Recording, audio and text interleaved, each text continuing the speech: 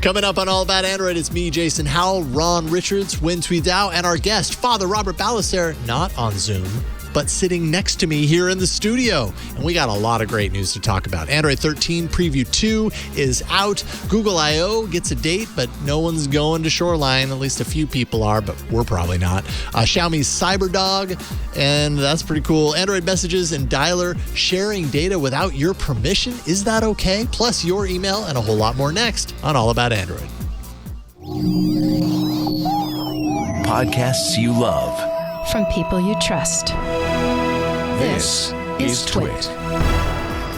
This episode of All About Android is brought to you by Checkout.com. Modern businesses need flexible payment systems that can help them adapt to change, grow, and scale fast. Discover how Checkout.com can help your business thrive at Checkout.com/Android. Hello, welcome to All About Android. This is episode 570, recorded on Tuesday, March 22nd, 2022. Your weekly source for latest news, hardware, and apps for the Android faithful. I'm Jason Howell. And I'm Ron Richards. And I'm Win Tweet Dow. Oh, yeah. The three of us are here, but actually 3 plus 1 because we got Father Robert Ballester not only on the show, but in the studio. And I'm wearing pants. And he's wearing pants, thankfully, because we're sitting at the same table. That might be a little weird if you weren't. So it is so great to see Father Robert both on the show, but also in person. And I quickly did the math. The last time, Father Robert, you were on the show was January 14th, 2020. Whoa. So it Right was before. right before everything went Right under the line. Four times. It's been over 2 years since you've been in that chair or on the show in any capacity. Well, so thank you welcome for back, looking sir. that up. And actually, that was the day before I flew back to Rome. And After like, CES. After CES. And then Yep. like the next week, we were locked down. That was the start of the everything. Yeah, because Italy got it worse than we did, right? Yep. Yeah, so- earlier, right? Everything was happening a few I remember I months have a friend who lives outside of Rome, and she texted us like end of January, beginning of February, and was like, "Hey, this is really the real deal. This is You a big guys, deal. you guys should be careful." That was the first kind of like, "Oh God, this thing is coming." Came from Italy. So Yeah. No, I was texting all my family because I'm like, look, don't pay attention to what you're hearing from the news. This is actually happening. Like, we have people dying. Also, I will say, if I had delayed my trip by 3 days, I would have been stuck in the United States during the lockdown. yeah. No way. Oh, whoops. Okay. Now, I guess the question that I want to ask, but I don't know if you want to answer, would that have been a good or a bad It would have thing? been a good thing. I would have loved that. I would have spent the quarantine on the beach. Actually, in San Francisco, they shut down all those streets and they made like lots. So you could pick a lot on the beach that was separate from everyone else and just spend the day watching the ocean. Yeah. Wow. that's Oh, nice. wow. Yeah. It's kind of like when you go away for vacation and then you can't fly back because like your flight is delayed till tomorrow, so you get an extra night. Exactly. But except a lot longer I could and have a gotten lot like more an extra dire 6 circumstances. months. That'd have been Yeah. excellent. Yeah. Wow, we digressed fast. It's okay. That's what we do here. I'm not surprised, because you're an old hat at this. In the digression, so. Yes, exactly. what I do. You're well practiced in that art form. So before we get started, Jason, we got to catch up with Father Robert. Father Robert, what phone are you using as your daily driver? Great question. Okay, we just talked about this before the show. I had been using a more recent OnePlus What model was that more recent OnePlus? 6T. 6T. All right. 6T. All right. But it still worked great. That got 6T stolen release. out of my checked-in luggage Ouch. in Charles de Gaulle story, though, Airport. at least. Yeah. Wait, now I should also point out 6T may sound like it's really, really old. It was released October 2018. It's So still pretty it's- old. Yeah, it is. But, we've talked recently on this show about, the hope that we can get these phones to last longer Yes. and everything. So you're doing your part. And now I slipped back into a OnePlus 5T. Wow. And it's working for you. It's doing it. It's got everything I need. Yes, it's stuck on Android 10, but Yeah. it works-ish. That's okay. Yeah, You're yeah. missing out on material you. It really doesn't matter. I know. To be The honest. problem, the issue I have is that all of the contacts I have for review gear are in the States, and it's a different division for review gear in Europe. Yeah. And I don't have those contacts yet, so I'm working on it. But yeah. You'll get on the Xiaomi train. Oh, There's a language barrier too, right? So correct. because I speak Italian to them and they just look at me like, Exactly. Like what? no. The 5T released November 2017. Yes. So, it's still a great phone. It still works incredibly well. I still get 2 days of battery life off this thing. No kidding. I mean, yeah. Right on. When you take care of your phone, it takes care of you. Look at that. Wow. That's what you hope, Wise anyways.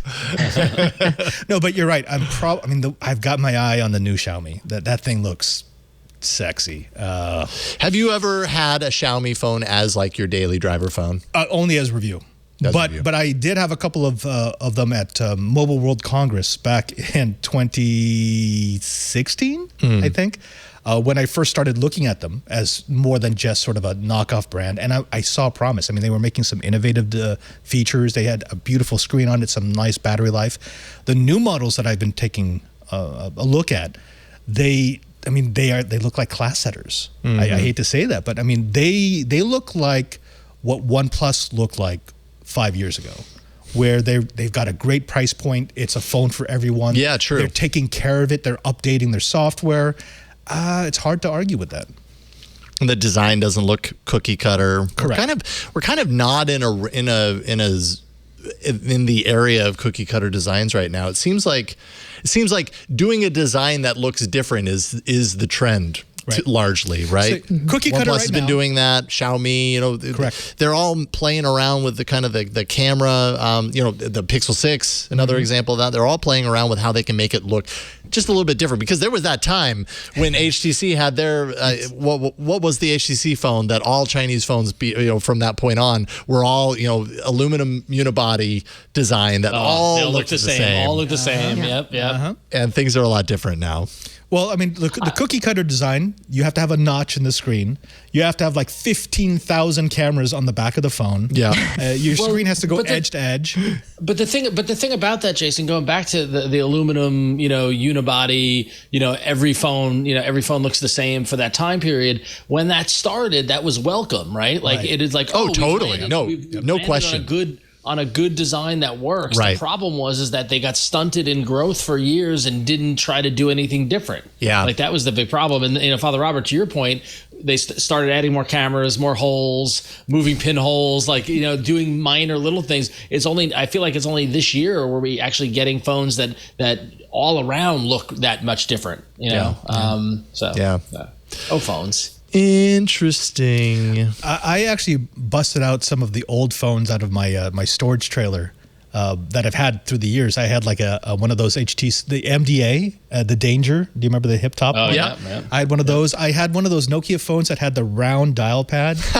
Of course, that's the phone you need to be using right now. Right? That thing is awesome. I love that thing.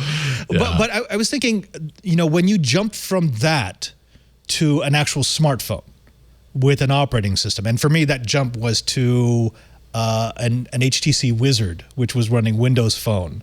Oh, okay. That's when the paradigm shifted. I'm waiting for the next paradigm shift. Foldables.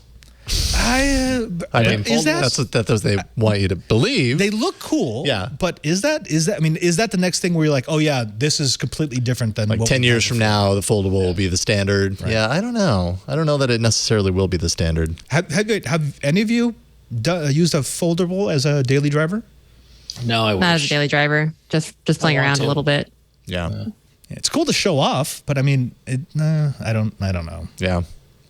Yeah, I agree. I mean, but they've come a long way in a short amount of time, so I don't know what that's going to look like 2 or 3 years down the line. You mean really, Google's going to, totally pull the rug out from everybody's feet and release their foldable, and it's game over. They're going to win the smartphone race. We want those pads from the Expanse with the holographic projection. Yes, I've said it a lot before. Yeah. I want the Expanse phone. Give me that. Just that. That would be a paradigm shift. Actually, no question. One of my favorite things, little bits of detail from the Expanse, is the one that Miller was using, Captain Miller. Yes. His screen was cracked, just like everyone who's had a phone with this cracked screen that they've had to hold on to because they can't replace it yet. I'm like, okay. That's what would happen if your phone was entirely display. Yeah. It turns out. Of course, you sat on it. Yes. Well, it's great to have you here. because I'm sure we will, this show will be filled with tangents. Yes, I am a tangent. You're a tangent machine. That's what you are.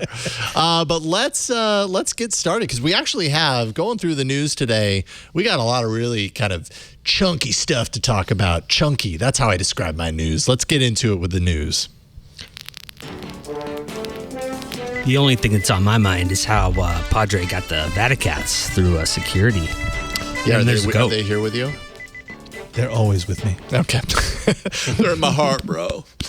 All right, Android 13 Preview 2 in this cavalcade of Android betas that is the year 2022. I'm not going to lie, I'm getting beta fatigue. I think I need to opt out of the beta track and like have some normalcy. By the way, okay, start the tangents. My phone is running, what is the latest beta to be pushed out? So it's probably a 12L beta, I'm guessing. I don't know. Like, I'm on the beta track for the Pixel 6. I don't think that 12.1 has been pushed out to it yet. I can't remember. Anyways, point being, now when I make a phone call at somewhere randomly and sporadically, it'll be fine, and then suddenly like the loudest screechiest beep will just sound for like 10 seconds, and then it goes back to normal. Not okay. So I'm kind of like beta fatigued right now. I think that's a feature. It's reminding you should be texting this. It's like, wake up. Yeah. You've been on hold for 20 minutes. Wake up. So Android 13 Preview 2, we got details of that last week. And you know, obviously we're early on with 13. I'm guessing, as per usual, a lot of like the really big, interesting stuff, if there is any about Android 13, we're going to hear more about at this event called Google I/O, which we totally don't have news to talk about that here in a few minutes at all. But anyways, I'll pretend like we don't. So what we know about Android 13 right now isn't like the most exciting thing, but you know, what else is new this early on in the developer preview game? The media player is going to get a redesign, so it's going to look a little prettier. Play button integrated with that. More controls, more buttons for control inside of your like shade player. Because right now it's a little limited. It's definitely getting enhanced. Notification permissions. So I think this is a new addition to the permissions scheme on Android, right? That didn't exist before. No. Okay. But I think, but at the same time, like, it's kind of blows me away that it didn't exist before, because having a permissions setting per app for notifications makes so much sense. That actually does exist on the Oxygen variant that they use for OnePlus phones, or at least older OnePlus phones. Controls for it. Yeah. Right. Well, no, like per app notification controls. There you go. Hey, you know, sometimes Google isn't the first to get there. Exactly. Which, by the way, is excellent. I love the fact that I can say, you know what, I need this app on my phone, but I never want it to notify me. Yeah. You know, there's no reason why this should ever be able to push a message to me, which is nice. Rather than turn off notifications or turn it on, it's like, look, I use Uber, I use Lyft, but don't ever tell me, don't ever give me a notification unless I specifically have the app on. I love that granular control. Yeah. I almost want it to default to off, right? And I'll tell you when you as an app can send me a notification. Listen, I'll notify you. Like, I'll send you a notification when it's okay for you to notify. Don't notify me. I'll notify you. Yeah, how do you like them apples, huh? Yeah. I will say some devs are a little bit nervous about this. Yeah, I'm sure. Yeah, especially, so it's like we're all like savvy phone type people, and we kind of know where notifications are and we know where to turn them on. But I think there's definitely concern about certain apps where notifications are actually integral, not like fake integral where they, you know, we have very important things to tell you. Yeah. How about this deal? But like actual things, I think I heard here say bank notifications, payment notifications, you know, things of this nature, which are actually kind of important.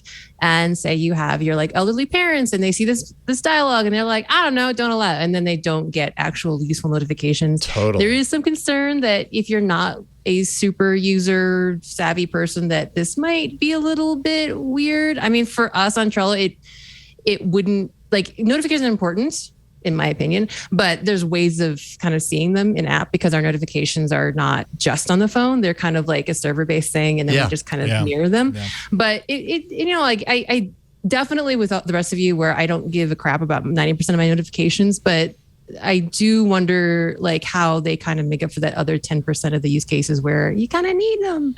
Yeah. And maybe some might have it's kind of weird to see what would happen if someone turned it off by accident and they don't know quite their way around the notification settings. So and they don't just even know what they're missing counterpoint. at that point, right? Yeah. Like you don't tons even of- know that how important or critical that was because I can't tell you anymore because you shut it off. So they need to add a second level of notification. Of like, are you sure you wanted to turn off the notification? Yeah, This that'll breaks make people basic happy. applications. But it could, but if you think about that though, there's no reason why the OS level couldn't still capture the number of times the app is trying to fire the notification, Right. but then the OS is stopping it, and then after some threshold, hit you with a notification or a message saying, "Hey, Uber is trying to send you notifications. Are you sure you want them turned off?" Like, I like that.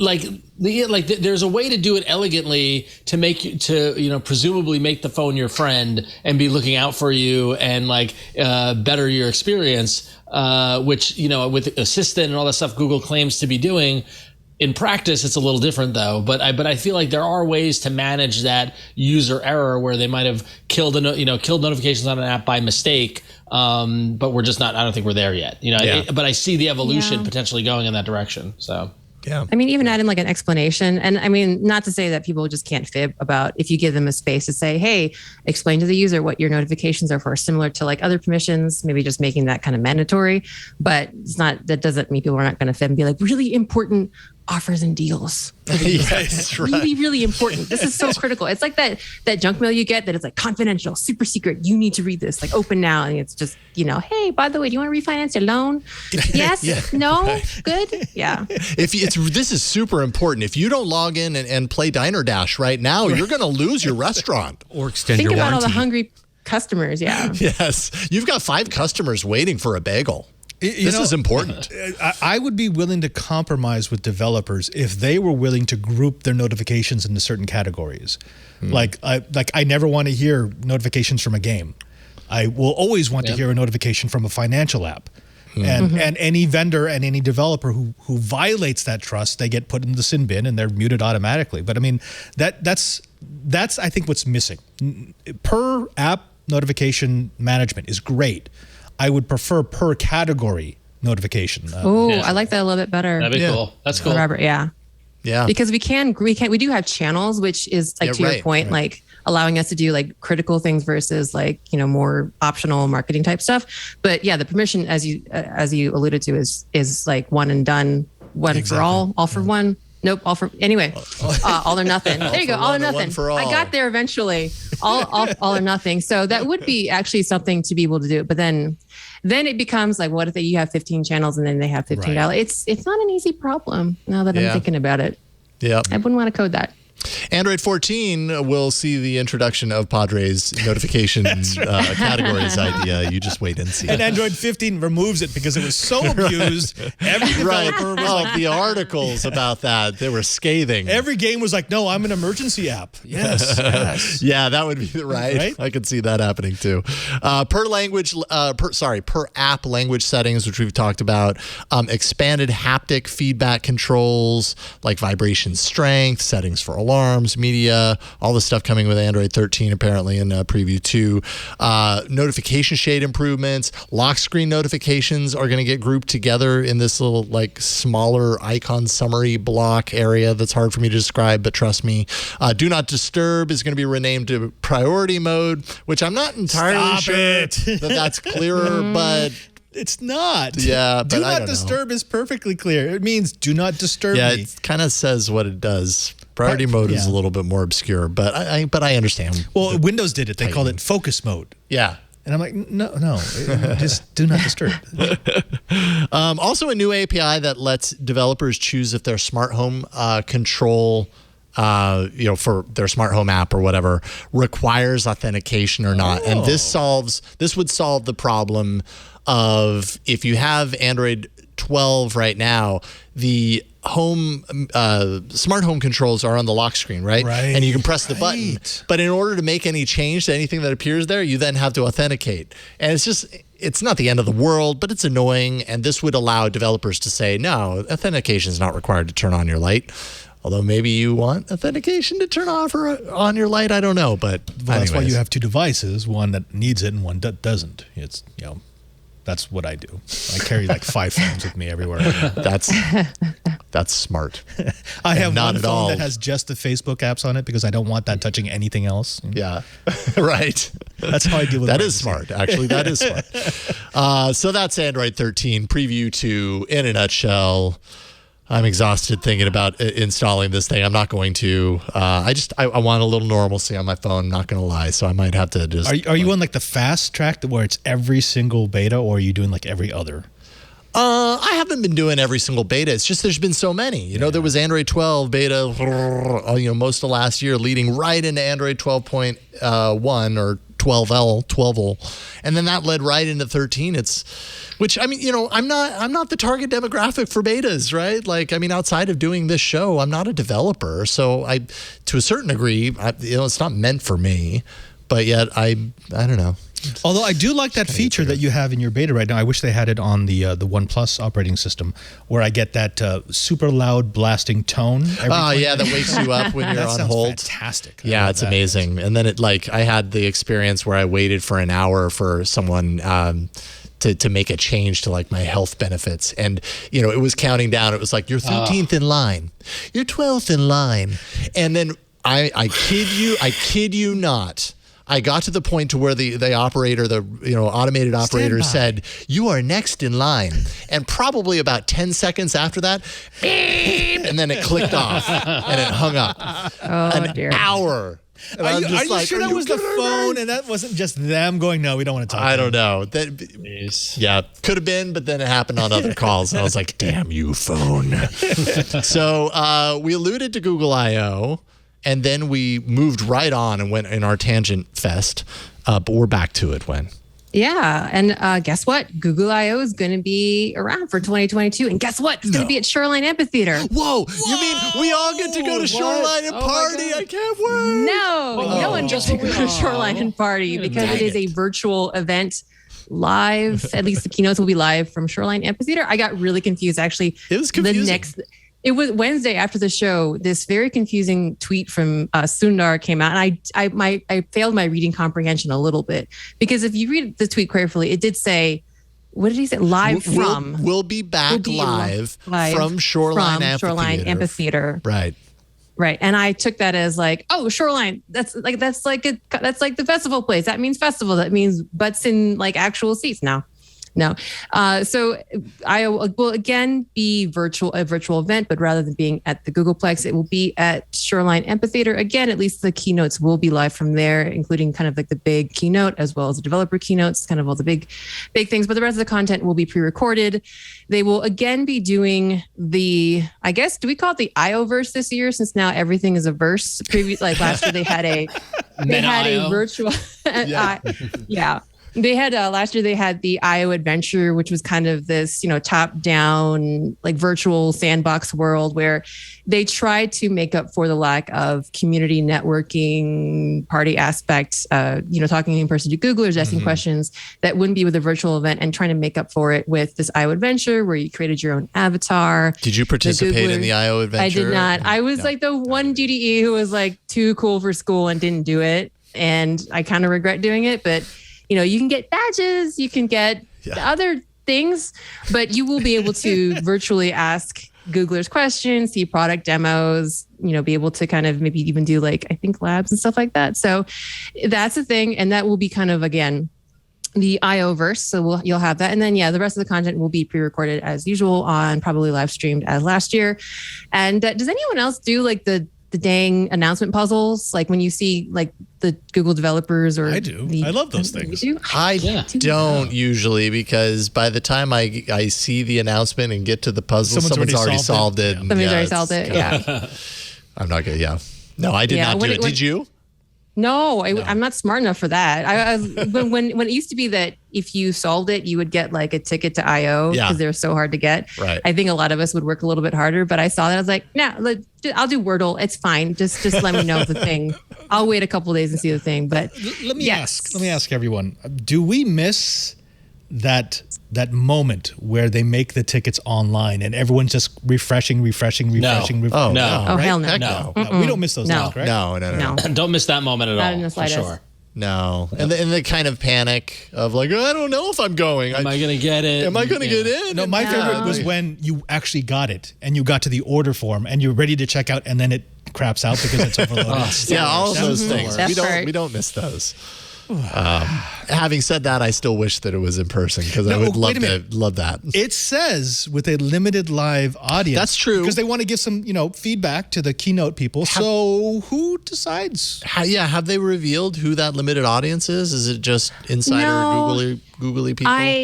I've heard tell from basically Google adjacent developer programs that they might have local. I mean, I've assumed there's going to be some set of Googlers there that kind of was who is the 8 people around Right. Sundar and the other speakers at the IO keynote last year were kind of some Googlers. I've heard that maybe some Google adjacent folks, like maybe experts, maybe in the area, I don't think they want anyone to travel. They might, the rumor that they might have a few of those people, but it'll just be a select audience, i.e., not most of us. Yeah. Like unlikely to be us. Yeah. Well, listen, we had flirted a couple of weeks ago with if IO was in person, that we would all when you and I would fly in and Flo would come down and we'd all do it kind of together. So just because they're not having it in person, I don't think we should abandon that idea. So listen, Jason, Huynh, Father Robert, if you're around, Flo, if you're listening, watching, come to New York. You guys can hang out. I got tons of room. Yeah. We'll do it. We'll do it here in New York. That It'll be camera great. that you're on right now is wide enough. I'm sure we could just all stand Somebody can behind sit you. there, right? I can adjust it. It's fine. Yeah. So that'll be I'm sure even Burke wider. would like That's that. even better. Yeah. There you Or, go. I mean, we've got an entire campus in Rome. Even even better. easier. Even better. Even easier. Yeah. And cheaper too. It's cheaper, and we've got actually right now. International flights are ridiculously cheap. Yeah. If I were All to flights fly are. to New York, it would cost me $800 from San Francisco. I just booked a trip from Rome to San Francisco, round trip, for $480. Wow. You kidding me? Wow. Yeah. Okay. So then I guess we're going to Rome. Yeah, so Rome for Google All right. I/O. Piece of cake. We'll make that happen. I should mention that we are going to do live coverage of the keynote for sure here at Twit. Woohoo. Obviously, we don't have any real actual details on when that's going to be other than very likely to be on the first day, which is May 11th. So consider May 11th in the morning sometime. We will be doing live coverage and, of course, talking about that on All About Android. Is May 11th a Tuesday? May 11, 2022. I did not look this up. Why is my Google not working? I don't know. It is a Wednesday. It's a Wednesday. Oh. Thanks a lot, Google. Thanks. Yeah. Appreciate it. Well, I will mention real quick that not only will the general public be absent from the Googleplex and Google I/O, but there are some actually very important celebrities that are actually missing now from the Google complex, and that is all of the dessert Android. If you've ever been to the Google campus and gotten to take a tour around, they have those old statues of all the dessert Androids, built up really nice and big. If you've ever been, you've probably gone and taken pictures. Yes. I have They a picture took of me them myself away? next to. They took them away. It was a little unclear why. Right now, the story from Google is that they are being repaired and held in storage because Google is working on that really freaking huge new office. Right. And so the implication is that they're just going to be stored and perhaps we'll find a home at the new place. But who knows, especially people are a little bit nervous since, they've unfortunately given up the dessert naming scheme that maybe it's kind of history. Just taken out the pasture or something else that hopefully not the dumpster. Yeah. Gotta move on. Well, they probably a good refurb. I mean, it happens all over the place. They're out in the elements. They're gonna clean them up, repaint them. I'm sure they'll resurface. I do miss those desserts though. Oh man. Key lime was my it's really favorite. fun. Yeah. So. Look at that frozen yogurt though. But yeah, hopefully they'll be back. If they were real, I'd totally eat them. Right now. I hope they come back. I also kind of understand if they don't. It's kind of Android history at this point. The Android has, I think depending on who you ask, Android has evolved to a different place where, that kind of cutesy kind of desserty thing. That's a different era of Android. Now Android's trying to be a lot more serious, a lot more. What would today's statue be? Would it be a screensaver with like matching icon colors or something. It would be it would be the not material, nearly as whatever awesome. material you is. It'd be like those Material, blobs. there you It'd be go. like the big kind of blobby. The things, color. It would be a right? color picker that matches the colors of the actual like environment there. They're not a You know startup what's really funny is that even though they abandoned the dessert naming scheme for Android versions, Android Studio actually has adopted it's Android Studio has gone the opposite. Rather than having kind of like properly numbered releases. Well, I mean, I guess they still do that, but now all the Android Studio versions now have code names. So it was Arctic Fox and then Bumblebee. And now Chipmunk and then Dolphin. So it's like I guess they left it. Yeah. So Android Studio is doing it, but with animals. And those are So also delicious. So, At least it's happening. Yeah. Chipmunks Also are a delicious. little bit squirrely, not squirrely, little what do you call it? Little stringy, gamey. There you go, gamey. Yeah. Oh, and dolphin. No, dolphin. No, I've read that's a bad thing. Yeah, probably a good idea not to. Yeah. No, you're dolphin. Anywho, Ron, save us. Yes, I'll save you. So whenever there's a new I/O on the horizon, whether it's virtual or in person or not, it's always fun to look back at what was previously announced to see if it actually ever happened or not. And here we are, nearly a year after being announced last year, Google I/O. Google announced a new feature of search that would allow the deletion of the last 15 minutes of search history on Android. And this is finally rolling out for Android users. And worth noting, iPhone users got this feature last summer. So, but all you need to do is open the Google app, tap on profile, and find delete last 15 minutes under search history. And I will say, I was going to wait till the app section, but I'll quickly do this before we know. There have been the new version of Chrome, visually different, right? The new version of Google Maps, visually different. The new version of Google News, I tweeted about this in Man Yells at Cloud. They got rid of your top 5 stories in Google News. I'm really bummed, right? And then like on Google Maps, when I opened it up, it's just very busy because now there's all these tabs along the bottom, and it opens up, default opens up the Explore tab, which gives you the latest posts from local guides in that area, which is like, no, I just need to know how to get to the ATM. I just need a map. Like, yeah, exactly. No, so like, all social so on me. I do like them making changes and things, but like Google News was perfect. Don't change it. Yeah. So I don't know. I'm frustrated. We feel that way. I feel that way about Google Photos for a long time. It used to be just simple to get to where I wanted to, and now I've got all this extra information. So complicated. Well, okay, I know I'm in the minority here, but I still really like Google Hangouts, and I will be on that until they actually kill the server. Boo. I know. Look, I was in Voice, and then they forced everything to Plus, and then it went from Plus to Hangout. But long road. I settled on Hangouts, and now it's going to go away. I will say, the local guide things, they were making a huge push before the pandemic they were. hit. Yep. Yeah. In early 2020, actually during CES, Google offered to fly me and a bunch of others from wherever we were to do this big like local guides meetup here at the Google campus. So they were actually going to do a week-long push to really enforce that we want you to be writing local reviews. Now, of course, the pandemic has screwed that up, but I know that team is still working at it. They still really want to make that a big thing. Yeah. Yep. But it doesn't make sense. It's going to be slow goings for a little while, I think. They might be starting to ramp that up at this point, but they got a ways to go. All right, let's take a break and thank the sponsor, and then we will get back and get into some hardware news and a whole lot more coming up. This episode of All About Android is brought to you by checkout.com. Tech should be groundbreaking. It should promote innovation. We talk about innovation with tech all the time, especially on this show because we're seeing it all the time. Traditional payment systems actually have a heavily layered, disconnected, and they are often perceived as a cost center to the business. Modern businesses need flexible payment systems that can help them adapt to change, to grow, to scale fast. And we recently came across a company with tech that approaches payments through just a radical new lens, and that's checkout.com. Checkout.com is a leading cloud-based global payments solutions provider. Checkout's flexible payments platform is purpose-built with performance, scalability, and speed in mind. It's ideal for businesses that are especially looking to seamlessly integrate better payment solutions at a global scale. With a dedicated team of local experts spanning 19 offices in 5 continents, Checkout.com offers a strategic partnership to help businesses improve their acceptance rates, optimize their payments performance, and grow their business globally. It's actually why brands across the globe like Shein, Grab, Sony Electronics, and Hinkle trust Checkout.com. Checkout.com exists to enable businesses and their communities to thrive in the digital economy.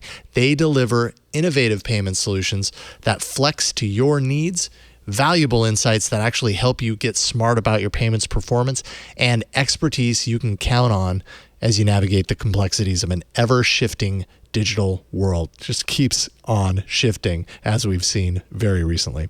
With Checkout.com, you're going to get global optimization. So that means they provide local acquiring in multiple geographies, improving authorization rates, lowering costs as well. You get transparency, so their fee structure is super clear, it's straightforward, and their in-depth reporting actually gives you visibility no matter where you operate. You also get local expertise. They have dedicated local teams that bring regional, international, and regulatory expertise. That allows you to navigate market complexities with confidence. And you get strategic partnership. They actually take a collaborative, personalized approach to solving complex problems for their merchants and ecosystem partners. Checkout is awesome. And for anyone out there that's looking to give their payment system, their payments approach a boost and be modern and current, that's why you need Checkout.com. So discover how Checkout.com can actually help your business thrive. All you got to do is go to Checkout.com/Android. That's Checkout.com/Android. And we thank Checkout.com for their support of this show. All right. Up next, and that is actually right now, it's hardware time. Let's jump in.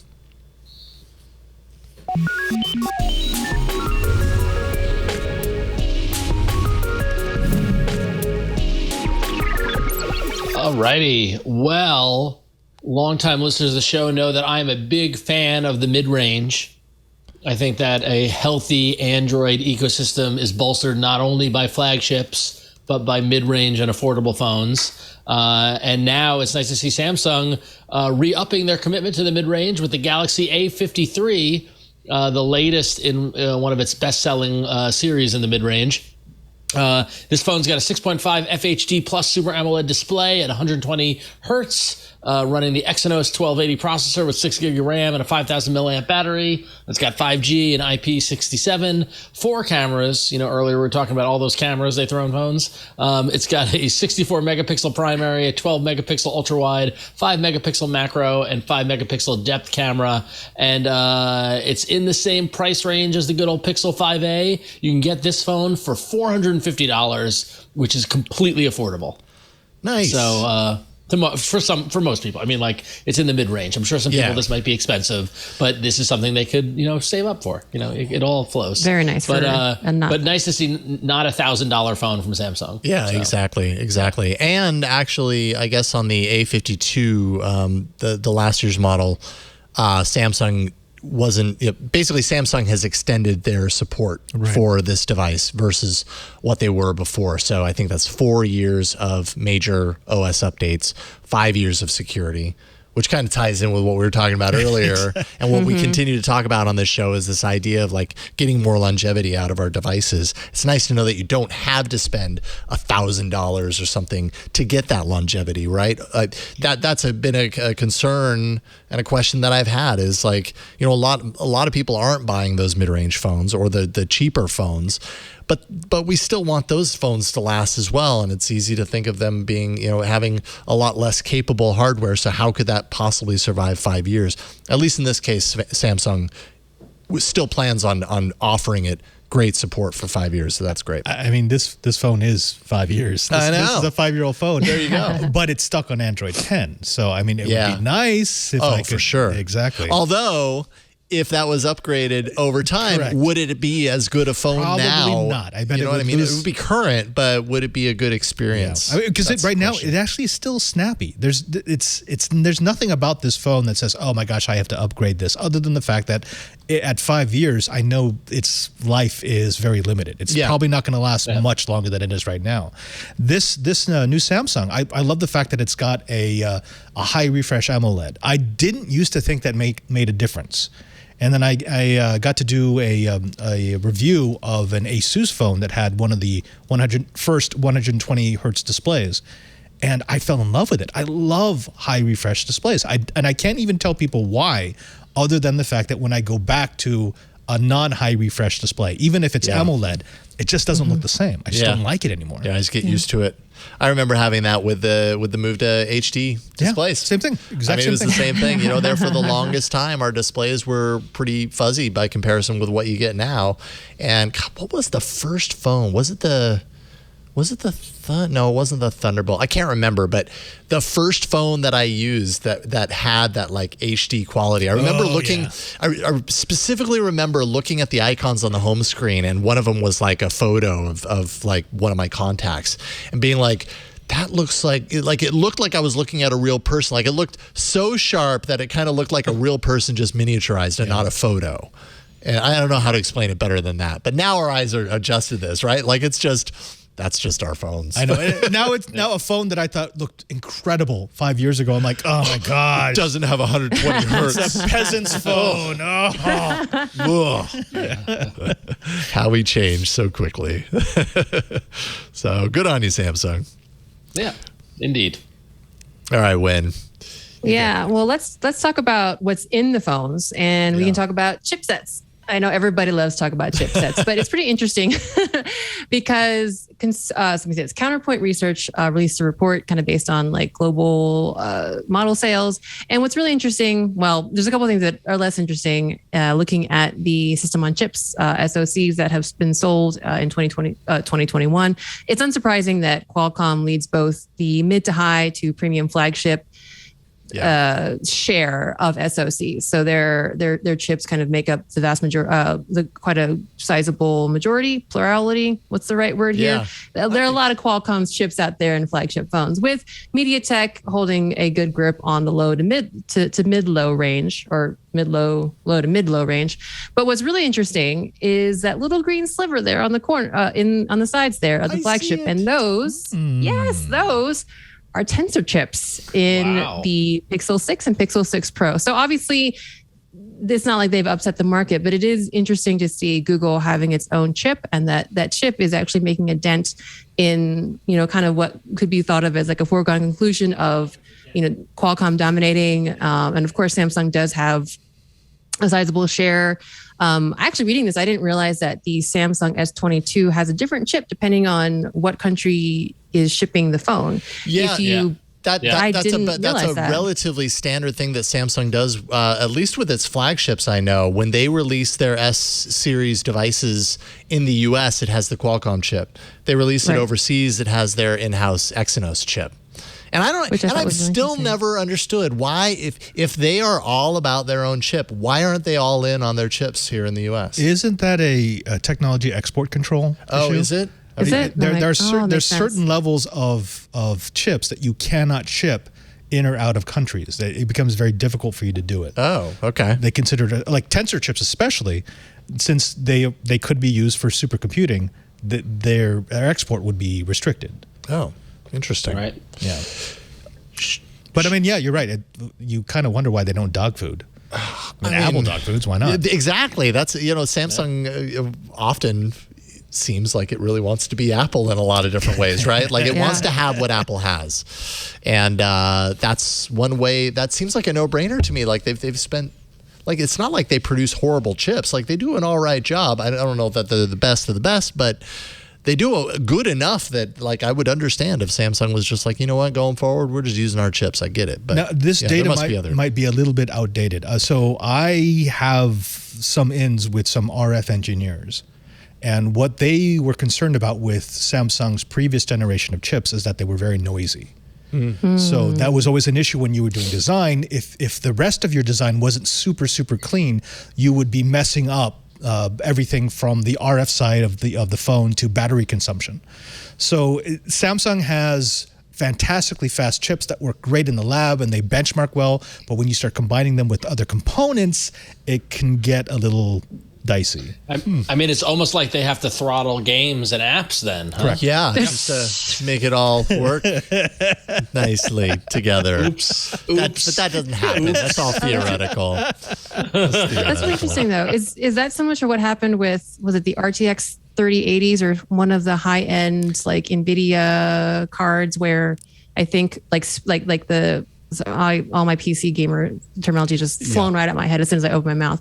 But that like kind of like the stock founder editions were great, had clean components, but then when you had like cheaper OEMs, reference edition, like thank you, Burke, reference chip. Yeah, but then when you got to like cheaper OEMs, they didn't have like the rest of the cards did not they weren't up to snuff in terms of keeping the noise down, and then people were like having like their cards like shut off and stuff, or not cards like all that terminology just out the window. It's a reference design. Yeah. It's like a best practices. I mean, when you're doing reference designs, it's super clean. I mean, this is like the bare minimum. This is how you make it work, but that's not how any OEM will ship their gear. They're always going to add something because they want to differentiate what they've done from everybody else. But that also means that if they didn't pay attention, the thing that they added actually is counterproductive. It's messing up your performance. So the rule of thumbs is that discretion, so just having discrete parts that work properly, is incredibly expensive. And so if anytime you start getting a product that isn't at the super high end, it means they've probably skimped on that testing phase. And that's, so gamer people were noticing same chip, same specs, same everything, same drivers, and you had two cards that were performing noticeably different. Interesting. One thing I do want to point out as far as this chart is concerned, because I know some people, it was Burke who I heard mention something about like not necessarily taking the world by storm by seeing Google there. It should be pointed out, like this is a 2021, this is last year, right? Right. The only phones that this actually takes into consideration is the Pixel 6 and Pixel 6 Pro, which released right at the end of the year. But also like to that point, just I wouldn't even expect them to show up on this chart. That's kind of where I was coming from. Yeah, totally. And like, because the thing is like MediaTek and Qualcomm are giants. like I could buy a MediaTek processor and launch a line of phones. You know what I mean? And that would be counted in this. They're a chip provider. Google is not making the Tensor chip available to me and my line of phones the way MediaTek is. Yeah. So I'm with you, Jason. Like I'm shocked to see Google even register a % on this chart. Yeah. And I'm sure after this year that's going to be a good amount more. And look where it's showing up. That's where you want to be. If you're a chip manufacturer, you want to be in the high end. There is no margin in that $99 phone. And there's a reason why a lot of the players don't go down there, because you just can't make money unless you're selling millions of them. That high end, that $900 plus phone, that's even a sliver of that is worth more than that entire low level. Right. Yeah. Interesting. Well, we'll see what this says a year from now.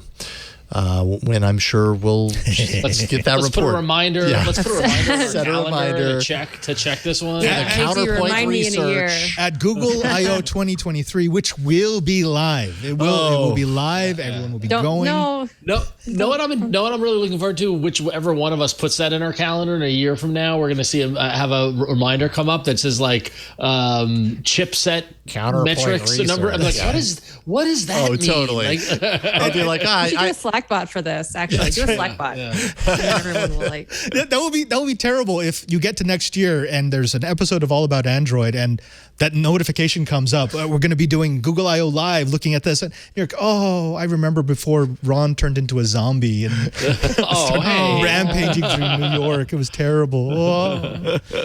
The before times, part 2. The actual before time. Yeah, right. This last one that I put in hardware was the one block that I was kind of like, I'm struggling to find a few things here. But I thought you would appreciate this, Padre. So I put this in really for you. It might not even run Android. I doubt this thing has anything to do with Android other than Xiaomi created it. So, but whatever, we're going to talk about it anyways. Apparently, Xiaomi has a robo-dog. Yes, I didn't realize this. They apparently announced this last August. And it got past my senses, but it made an appearance at Mobile World Congress.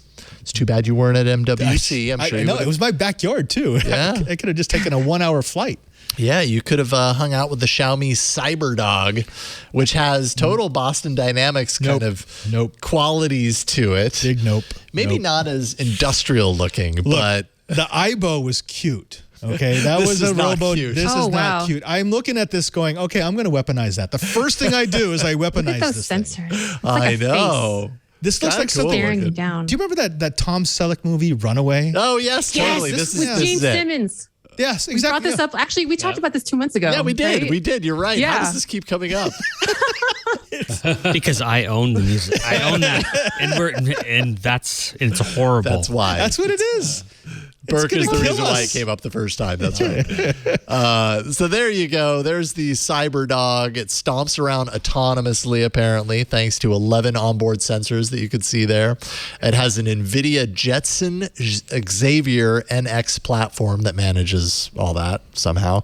It can be controlled by an Android app. So there's your Android hook. There's an app that controls it with 2 virtual joysticks. Until it decides it no longer wants to be controlled and just Yeah, starts that's true. autonomously roaming through your house. It grabs the phone out of your hand and jumps on it. Crushes it.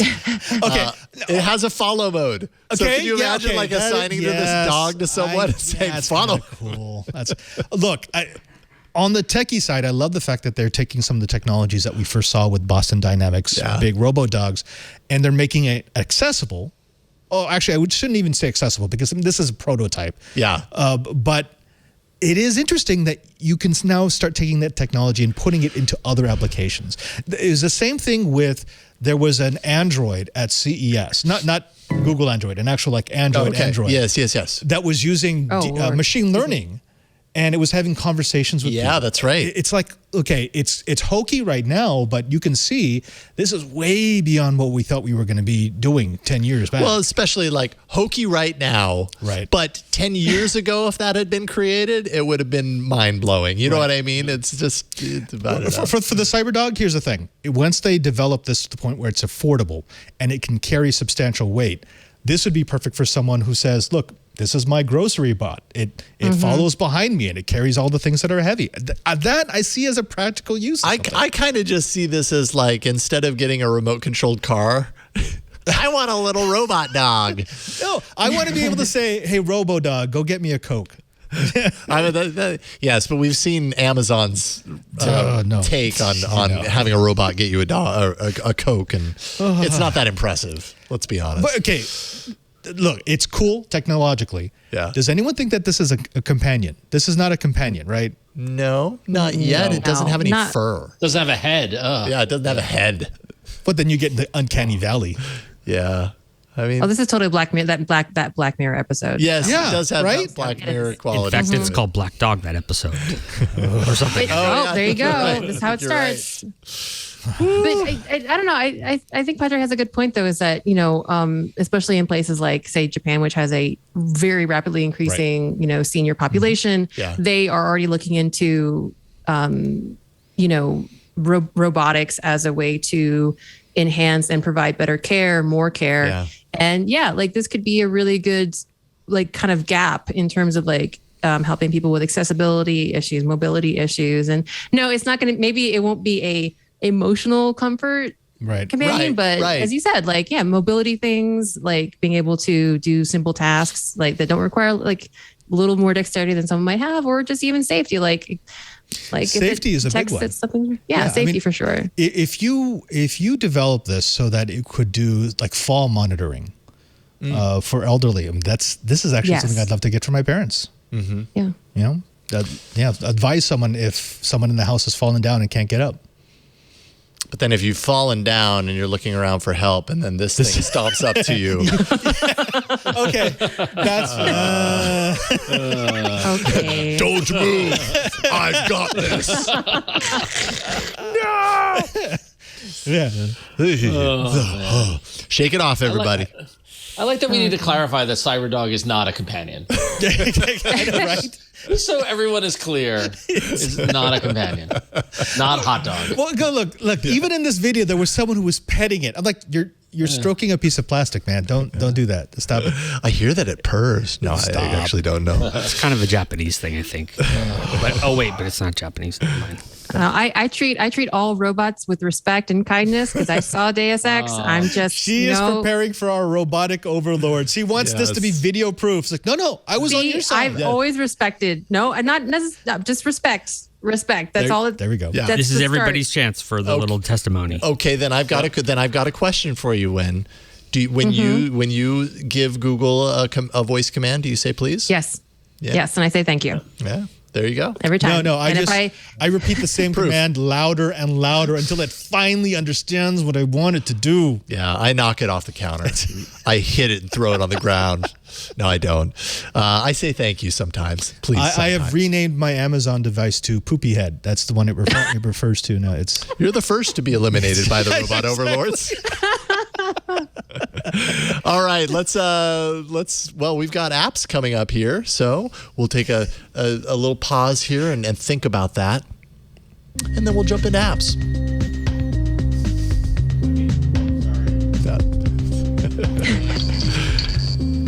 It's fine, Burke. That was a little confusing, I realize. All right. Hey guys, what do we not talk about enough on this show? Large screens. Tablets. Yeah, I know. You know, okay, so Wynn, I want you to realize something if you haven't already. We tend to, on this show, find certain assignments for people. For the longest time, Ron's assignment has been foldables. And I mean, you did a Google podcast on tablets, so apparently when I see a tablet story, I assign it to you, and I'm sorry. No, I mean, it's kind of funny because when we did the Android show and at first they were going to assign me the animation segment, and then they're like, no, actually, I think it'd be cool since you're like an external developer for you to talk about large screens. I was like, I think this is just fate. I think this is someone telling me that my life is large screens, and that I don't know if I'm just like the chosen one for large screens or what. Yeah, just large screens filled with tablet stories and all about Android. Yeah, and convincing people that foldables might actually work somehow. I mean, certainly Google thinks that large screens are important. And what is really interesting is that they had mentioned last year that they are going to be kind of making some changes to not just encouraging developers to implement large screen experiences, not just encouraging us to support them, but actually making it count in a way. And part of this is actually looking to, in Google Play, being able to prioritize and categorize high quality apps by device type. And so basically what's going to happen is Google Play is going to separate out your Google app rating by device type. So you'll have a separate rating for phones and you'll have a separate rating for large screens. And not only that, that's kind of more on the dev side, but also, both the dev and the user side. But not only that, this is going to be also a way for you to either differentiate yourself via discoverability from promotion, like through like things like editor's choice and kind of like recommendation content, that if you have a high quality large screen experience, you'll get more of those things. You'll get better promotion, you'll get higher up in certain rankings. And it's interesting because really high quality is nothing too outlandish, at least in terms of what Google has already talked about. High quality is basically all of the large screen requirements and features that they've already encouraged us to use, making sure that your app is well optimized for large screens, that it takes advantage of the space, that it supports keyboards and styluses, and hopefully that it will support large screen specific features like drag and drop and taskbar and all that kind of navigation. And basically, there will be just a lot more kind of differentiation. And I think this is actually a way of kind of making all of us devs kind of say, okay, it actually matters. And I think that is something that's really important, is motivation and incentive. Because as I mentioned before, many devs just don't, for good reason, have incentive to contribute time and resources to optimizing for large screens. And kind of on top of that, there's actually a distinction between, I think there's in the Google developer guides, there's actually a distinction between high quality. There's basically, large screen. There's actually app quality guidelines that differentiate between large screen ready, which is a basic level. Yeah, thanks, Burke. So there's basically 3 tiers. There's large screen ready, where basically the user can use your app successfully on a large screen. It runs well. There's no like functionality that's blocked, and it has basic support for peripherals like keyboard, mouse, and trackpad. And then there's like another level where you get a little more optimized, where you've actually changed layouts to make it look better and to kind of size content well for the real estate. And the best is basically you really created an awesome large screen experience that uses a lot of the features that are specific and specialized to large screens. So basically, wherever you end up on this tier is going to affect how your app shows up in the App Store. And yeah, they're kind of putting some accountability in there. And as I mentioned, it can be hard, especially as a dev at a larger company, when you have someone else making decisions for you. It doesn't always help, but sometimes having this kind of thing to say, hey, we've decided not to support large screens, but now our user will be able to see, hey, you have a 4.5 star phone app, but your large screen app is 3.2. So it'll be basically calling you out in a sense for your lack of large screen support. And this is starting to roll out now. Highlighting you do, which could be even a bigger incentive because, at least, from my non-developer kind of perspective, it seems like these sea changes happen where suddenly, either it's a trend or there's a technology that's new, and suddenly developers have the opportunity to jump on the wave of this thing, and kind of ride with it. And this seems like potentially an opportunity to do that. If you are developing an app and you've been putting off creating a nice tablet experience, if you do create that, now at least that the work that you've done will be highlighted and represented to the people who would actually use it and appreciate that. And that could be an opportunity to get even more exposure that you couldn't get otherwise. I do like the fact that they're building the tier system in at the start, because if they didn't, this would have been gamed within the first week, where developers would create janky versions of their apps that would work with a larger screen, a high quality screen, just so they could get featured. This way it's not just making a larger app. Right. It's you got to make it worth it to have a larger app. Yeah. Right. That's like the base level is making a larger app. But can you make it an even better tablet app or a large screen app, that's really designed with that in mind? And if so, we'll throw you some extra promotion. Did you just make your app with larger icons? Yes. Because that doesn't really count. There's got to be some functionality. What we were thinking. Yeah. Exactly. Yeah. Actually, it's very specific. If you are an unoptimized, users may get warnings they actually will warn users about unoptimized large screen apps, which is even more a kind of, what is that, like shooting, like kind of Google's got like the little nudge, guns and making you dance. Just like, hey, have you done it yet? Hey, have you done it updated yet? your app Have you got yet? it? Huh? Yeah. Huh? Tablet support? Huh? Yeah. It would be a shame if something were to happen to your app's position on the store. We'd like to avoid that, Do you think that kind of like negative alert or whatever you want to call it, is that incentive for developers in your mind? Would that be enough incentive for a developer to be like, okay, fine, I'll finally do it? I mean, for me it is, but it really depends. I actually was in a group, and so for us, we really do care about our App Store rating. We watch Play Store whenever we dip down like a certain point or see a downward trend. We care. It's part of our product roadmap. But I was actually shocked to learn, I heard another developer at a not unfamous app say that their product doesn't actually care about app rating. So I think that in general, yes, it is going to matter. But it might not always. Like, it really depends on the company, and it depends on what their goals are and what they're driving towards. And I still feel like if for some reason that company and that product finds no use at all for large screens, they're not going to care, even though it's kind of not a good look.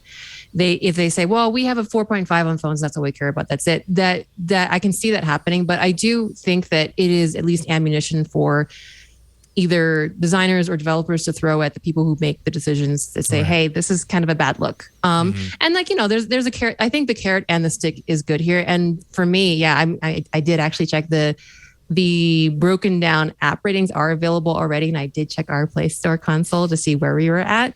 So we're doing fine, but I would like to, we're doing fine. No, actually we are doing okay. But I actually was hoping, don't tell work I said this, but I was actually hoping for a little bit more discrepancy. So just as more weight to, so you could kind of nudge them yourself. And be right. Like, hey, but I do think it's valuable. It is valuable. And I think that's specifically why they're doing this, just because it is really hard. Like it is to be empathetic towards Google. It is like pulling teeth to get devs to be positive about doing large screens. I'm actually feeling very sympathetic these days to the challenge they have with trying to get devs on board. It is not easy. I mean, it's been a long time of inactivity in that priority. That priority is years away, is years ago, and now it's resurfacing. So it's going to take stuff like this to really kind of nudge developers, both awake in that regard, but also to just kind of like reassure them and say, look, by the way, that work will be worth it, because that's a big challenge. Yeah. Well, I think it's unclear, because it's new, sir. The first developer who makes the killer app for a large screen phone is going to reap a tremendous reward, and they're also going to drive sales of those large screen phones. So, I mean, we are in the proverbial chicken or egg situation here. But the problem is that it's a enormous chicken that lays tiny eggs. Exactly. Exactly. Like that. Like, and I agree with you. Yeah. I mean, it just takes whatever that killer app to get everybody on board to it. But it's honestly, like, I hate to say it because everyone knows how much I love large screens and tablets, and I want this whole thing to to be real. It's the same thing as AR. Yeah. It exists. You can do it. Nobody cares. Nobody uses it. Nobody needs it. Right. And so, like, until we figure out what the need is for any of this stuff, it's still going to languish and linger, and it's frustrating. Yeah. It's just super frustrating. Yeah, that's the problem. Like with the tier system, like the difference in, say, developer hours, this is just rough me throwing out. Like tier 3, where you're just working, could be just a few hours, maybe say 10 hours work, right? Tier 1, where you're really like devoting time to designing a killer feature and making it like super large screen advantageous, could be months. Like that's just that problem, is that difference in tier 1, which is fine, but tier 3 is fine, but tier 1 is as y'all said, is what is probably going to sell and drive tablet sales even more, and drive more interest. And that's the really freaking hard one and the really resource heavy one. So we'll see. Well, I mean, tier 1 is almost an entirely other app team. I mean, it's the same app, but you need 2 development teams, because otherwise it is just a small app with a bigger screen. Yeah, totally. Let's see here. What else do we have? A report by Douglas Leith. He is a computer science professor in Dublin. Says, and people are getting all worked up about this, says that Google's messages and dialer apps are both sending valuable, personally identifiable information to Google servers without first gaining user permissions. So he did some work, did some studying of what was going on with these apps. Said the data that is passed along includes hashes of the messages themselves, timestamp data, phone numbers, call logs, both inbound and outgoing, call duration. And he kind of posits in the report, though not proven, that short messages would be reasonably possible to break the encryption on and read the message. I mean, I think that's how do you, I don't know. What do you think? If it's a short message and it's hashed, like, is that like relatively easy to break? I don't know that it is, but I guess it's possible. It's possible. But I mean, the bigger question is, it shouldn't be doing that, period. Right. Yeah. No question. I live in Europe. I'm protected by GDPR. This is actually illegal. Yeah. This is a violation. If my phone is doing this, Google can be held accountable and fine a tremendous amount of money for doing this. Now, as far as the security is concerned, they're doing it the right way. It's hashed, it's salted. It's probably not going to be leaking information that's going to be damaging to an individual user, but it still has Google collecting information that they didn't tell you about. Yes. And they didn't let you opt out of, which no. Mm-hmm. It wouldn't matter if it was just sending back a single letter of nonsense. it would still not be okay for them to be doing this. Yeah. If they didn't get that permission, right? There was no information, no terms of service that indicate this type of data collection, or the why, and the what is it used for and that sort of stuff. Some people are guessing that has to do with, the spam blocking, because you got to know what's in a message in order to know that it's spam. And you know what? If they had asked me and they said we could use this, I would say, yeah, heck yeah. I would love for you to. That's a valuable service. Precisely. But just doing it, no, sorry. Yeah. So it'll be interesting to see where this goes. But I think you're right. I think this is a violation of EU's GDPR at the very least. You know what this is? This is Google's version of Apple and their child porn search feature on iPhones. Oh, yeah. This is something where people are like, yeah, you're probably using it for something good. I could agree with the end result, but no, you can't just decide to do that unilaterally. Can't just do it. Yeah. So it's really funny. We talked about the Google Play data safety section that developers had to fill out when you are supposed to specify what you use data for and why. Wonder what the messages safety section looks like, or did someone forget to fill that out at messages? It says stuff. Right. It says good stuff. Good stuff. Yeah. All good things. All good things. It's fine. It says fine. Don't be evil. Oh wait, no, we don't do that anymore. Sorry. Yeah, I don't say that anymore. Yeah. I mean, there is the part of me that's kind of like, I know Google collects a lot of data and everything, so like I'm kind of like, they need that information to do some of the services, but it is the not telling. Yeah. Okay. Although at the same time, like, would I have known whether they told me or not? Like, it's not like I'm pouring through the terms of service. Here's the thing. I'm just assuming. Are we so far down the rabbit hole Someone now? would have. Someone would have. Yeah. Yeah, we just assume everyone's collecting information on us, and therefore none of this is shocking, and none of it even moves the meter. Yeah. Yes. I hate that we're there. Because also, Father Robert, I'll also add in my usual the Ron caveat, which everyone in the chat room will yell at me about, and I'll get stuff like that. Is that all my information that's being sent isn't that interesting? Yeah. It's just not that. I'm sorry. It's just not like you can read my text. There's stupid, inane nonsense with my friends or like things like that, and it's like. And I barely great. They know that I called my orthopedist's office to schedule a follow up on my knee. Right, like. Yeah. There's nothing like I don't believe that the majority of people have anything really compellingly interesting, and what this information is being sent to Google, it isn't the specific contents or the data, it's times of use, length. It's like things like that are allowing them to continue to evolve these applications. And I'll be honest, like it's the same thing on the ad side where we freak out about how, is Instagram listening to me and all this sort of stuff.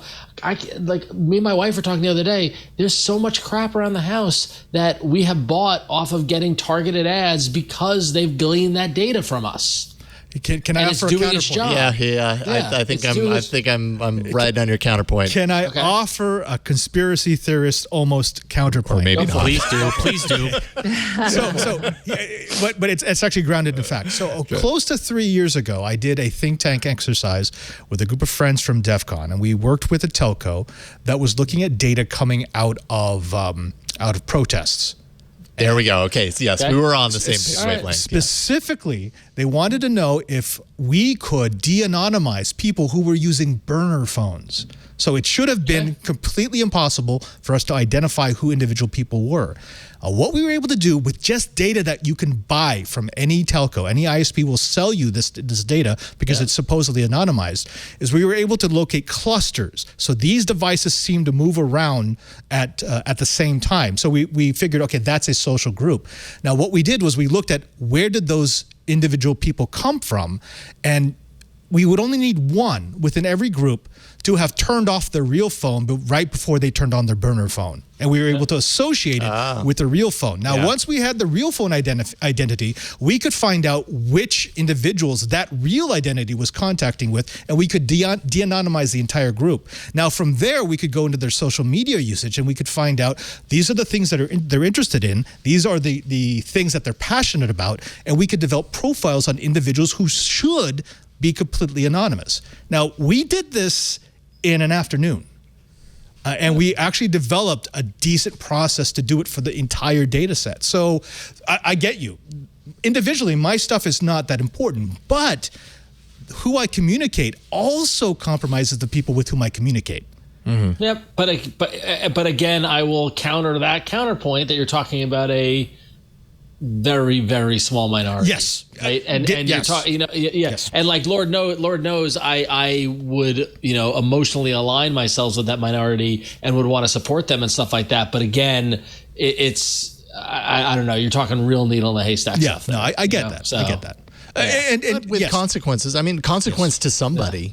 And if there's a way to do it responsibly, or you know what I mean, so that's somebody who isn't privileged to be in my position to not be impacted by it, then great. Like add in the permission so that person can say, you know what, I've got a lot on the line here. I can't afford to use this phone because if I do, my life is in danger. You know, right? Well, and in that case, then I would hope or would imagine that they have the knowledge to know not to use it, or and this is where we go back to. Yeah. This is where we go back to give the users the choice that like to turn it on or turn it off or do whatever you need to. Yeah, so I'm right there with you in that regard. But for the most people, this doesn't matter. Yeah. As an aside, if you are using a burner phone, don't post to your social media accounts from the burner phone.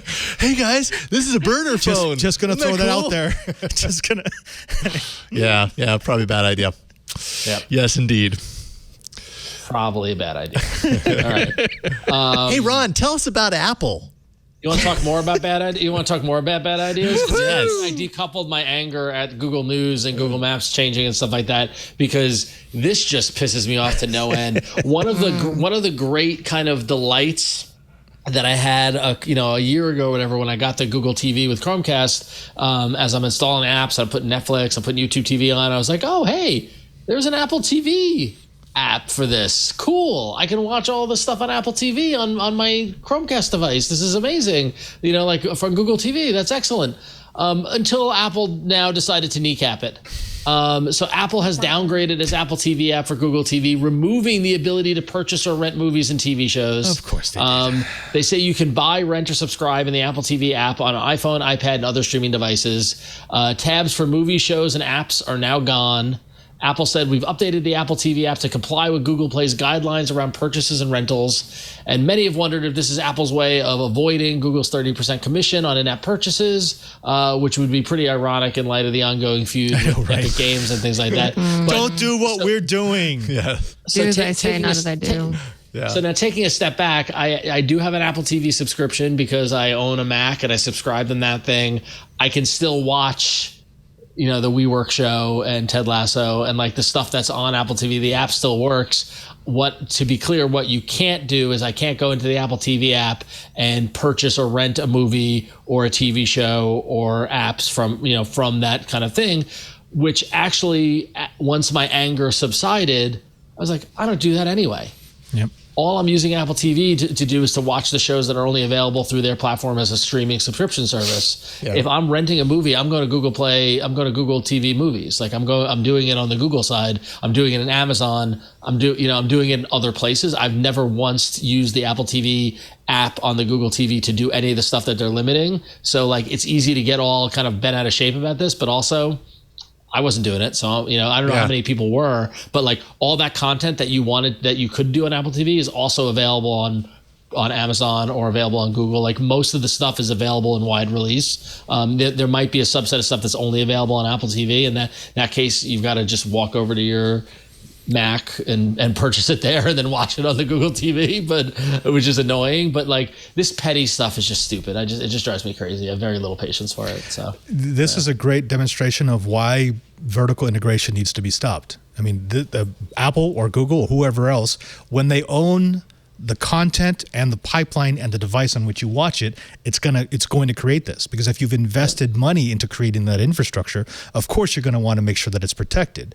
It's the same reason why it was a bad idea for NBC and Comcast to come together. It's the same reason why you don't want Google to have its own studio, because then they're going to start featuring their own content over others.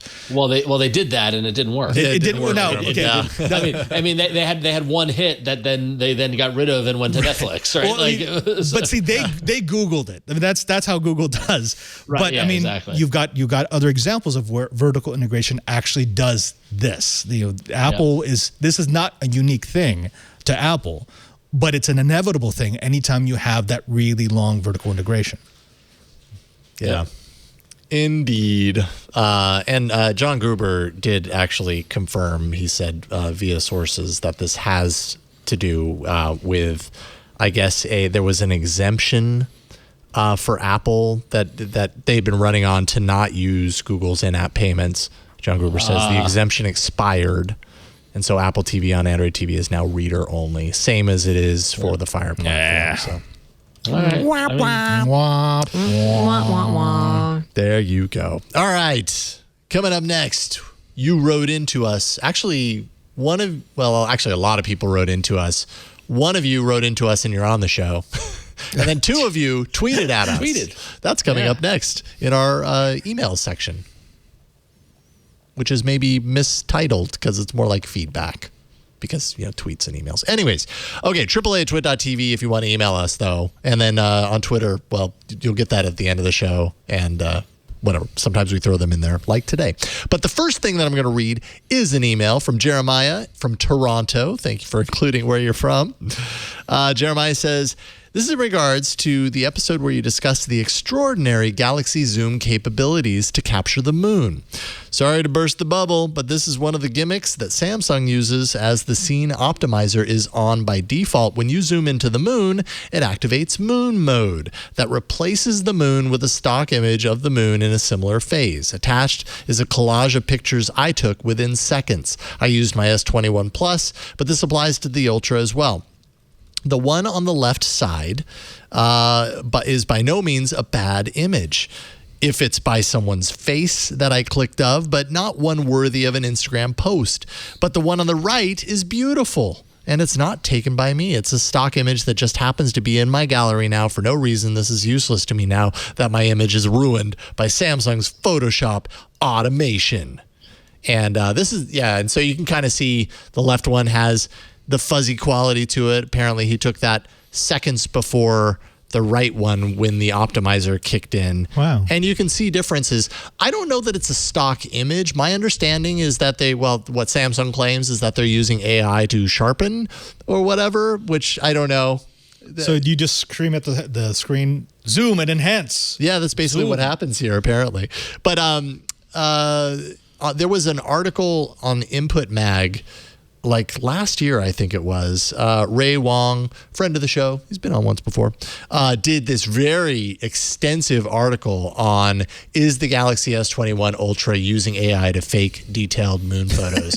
And I mean, time and time It's again, very specific. Yeah. Yeah, I mean, well, at the time, that was the phone that he was testing it on, but it seems like Samsung has this on any of its phones that have that 100x space zoom. And sure enough, like that phone gets photos of the moon that even like high-end DSLRs can't pull off with a really great lens. So it kind of seems like there's something going on. You know what I mean? Because that space zoom, it's not getting super solid images of anything else. But with the moon, things look sharp and clear. So apparently something's going on.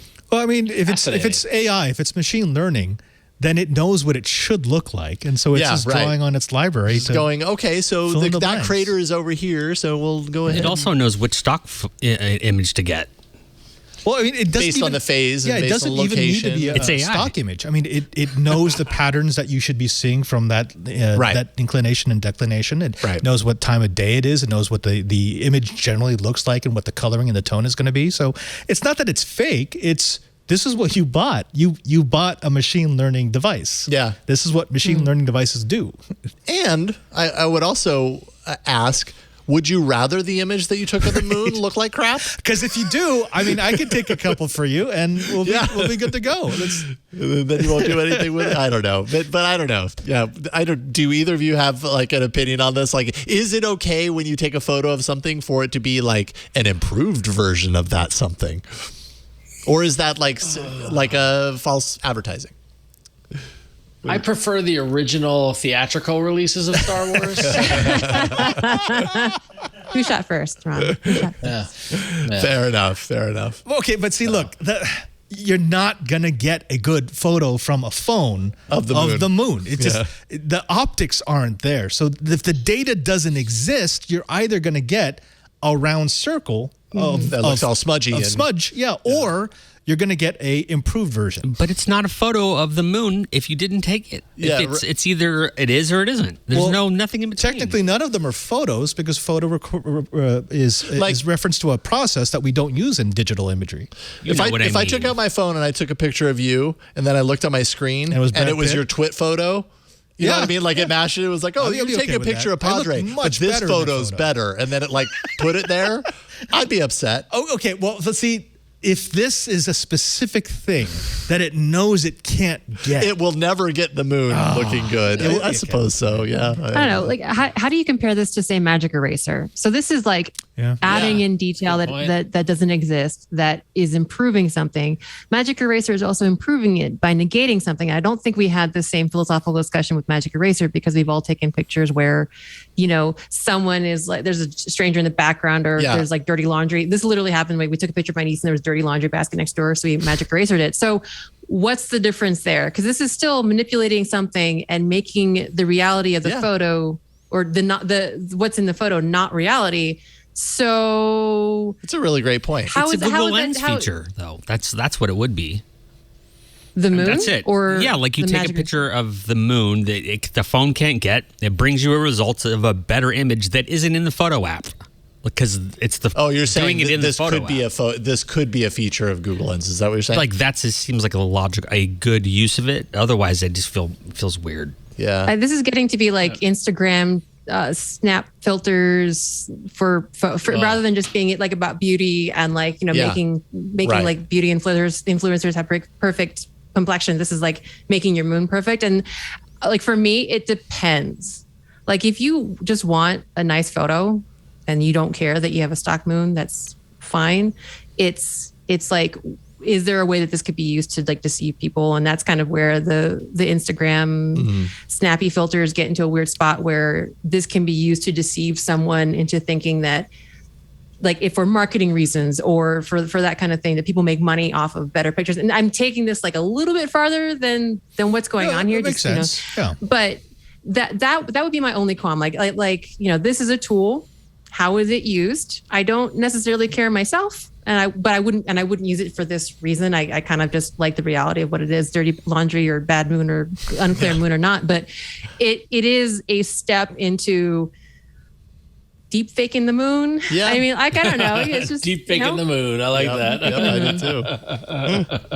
I mean, that's kind of what it is, really. What do you think about it? That's exactly what it is. I mean, as long as you can turn it off, Yes.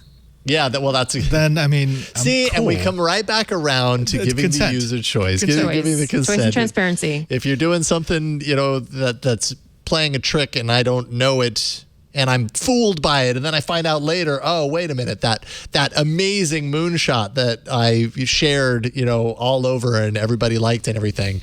Somebody just told me, oh, it's amazing because it's actually a stock image. I'd be upset after the fact. If I wasn't okay, given and you those know what? controls. Maybe there needs to be a mark in the metadata that this photo has been improved. This is not real. Yeah.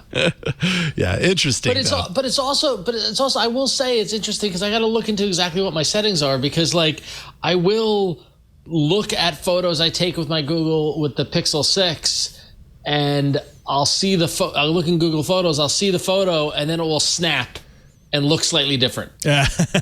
Like, you know what I'm talking about? Have you seen that? When like it looks like all of a sudden a filter is applied to it, or like I don't know if it's like the motion aspect of it where Ron, it caught the couple could seconds. be the motion aspect. Ron, yeah. that's what happens Yeah. when they make a change in the matrix, man. You didn't know that? No, I know, yeah, but I noticed that with the photos I took the other night at the show I saw when I saw a band Ron, play. I've seen that too, and I think it's like more like like it's loading it, or it's like like that is like a process. low maybe res it's to a like high lower res. res, and then when it Yeah. clicks in. Okay, now if it starts showing you photos before you've taken them, then I think we've got a problem. Oh, then we're in trouble. Yeah.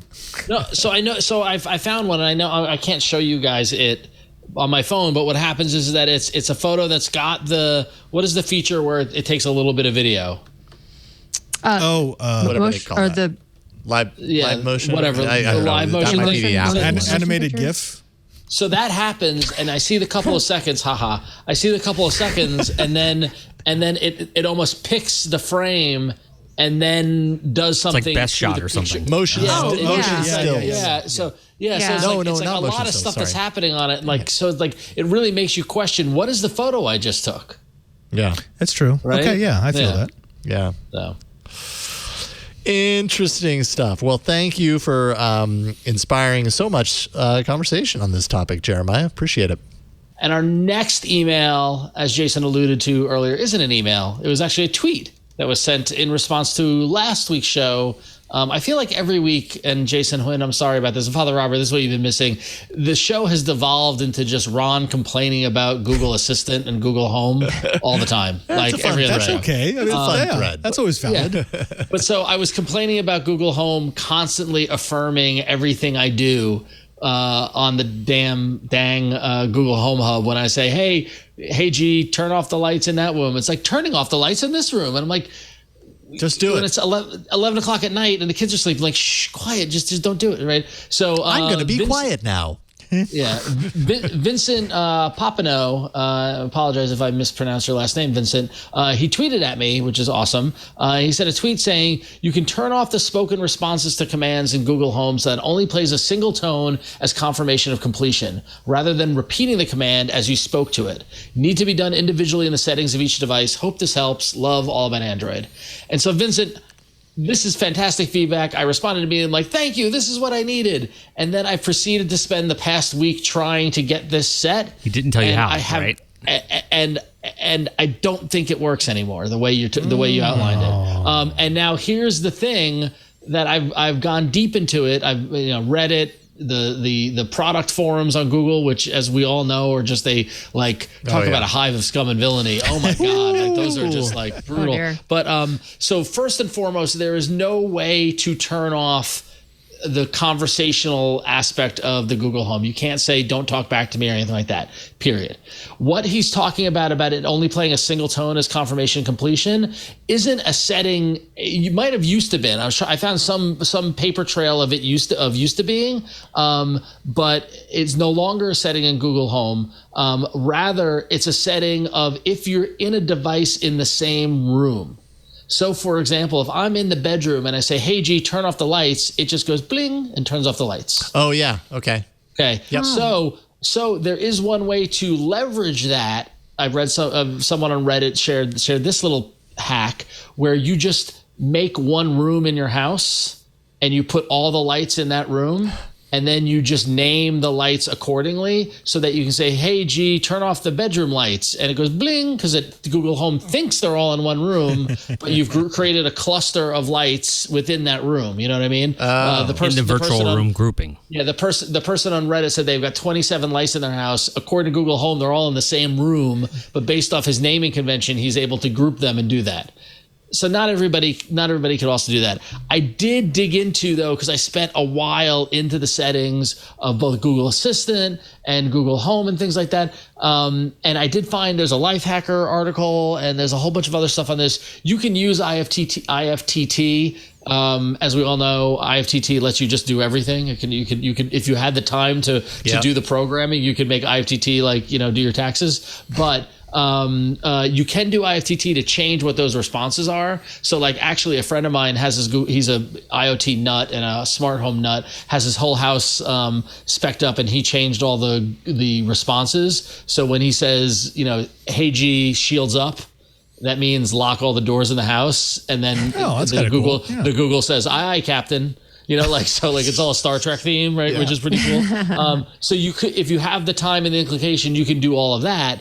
But the other thing I found, which I thought was worth sharing, and this is what I was looking for, was that if you go into the settings of the device, so I'm going into the Google Home Hub device via my Google Home app, and under the settings, if I go into the settings of it, and I choose notifications and well-being, there is a thing called night mode, and this is what I wanted. On the device level, I can enable night mode so that it reduces the volume of responses during specified times. So what I've done is that from 8 o'clock at night to 6 a.m., it reduces the volume of those responded responses. How low?